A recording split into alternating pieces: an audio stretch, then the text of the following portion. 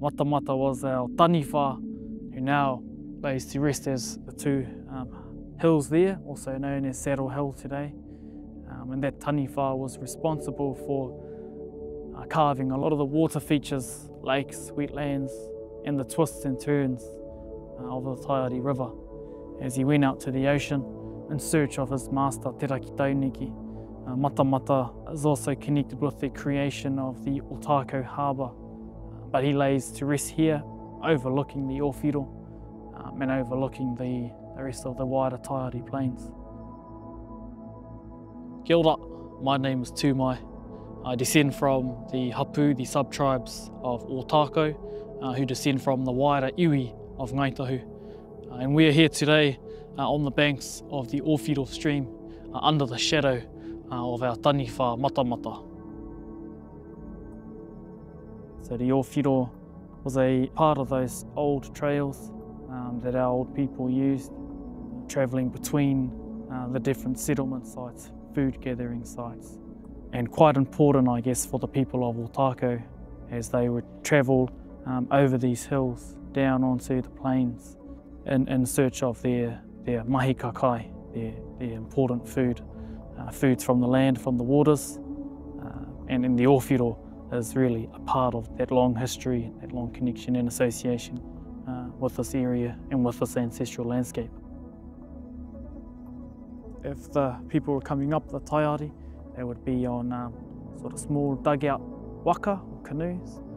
And because the Ōwhiro is not a very deep creek, they'd often park their waka in the shingle at the confluence of the Ōwhiro and the Taiari River. So, but they would follow that awa, and they would also fish that awa. They would live near that awa as they were practicing those harvests.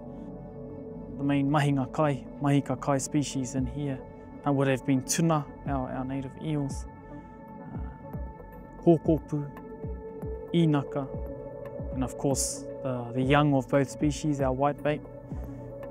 And there was also kanakana, or the native lamprey eel, which would migrate up the stream. And our ancestors would have used multiple different methods, fish traps, spears, even rods, hand lines, to catch those kai. So the manu on the awa itself, we would have had whio, pārera, our native grey duck, pūtakitaki, it's our paradise duck, and a number of our other wetland waterfowl. But these hills here, and actually a lot of the plains, the floodplains themselves, was covered in thick bush, podocarps, kahikatea, rimu, miro, tōtara.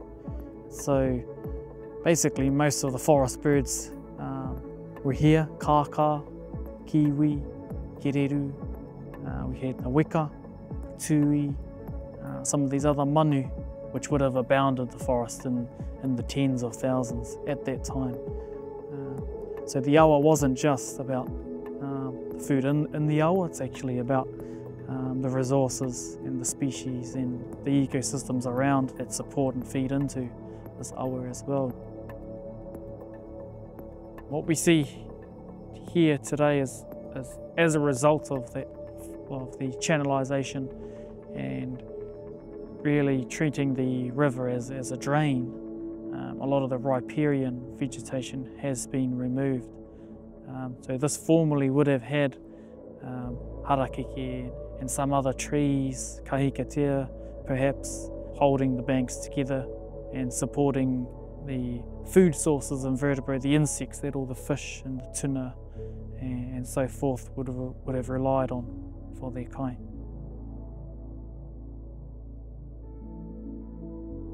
So I think our vision is, rather than try and control and manipulate nature to how we want it to behave, I think we need to allow our landscapes to behave as they naturally should and as they have since time immemorial, and for us to live with nature, with our rivers, with our wetlands, with our lakes, rather than try and control them and make them live with us in a sense.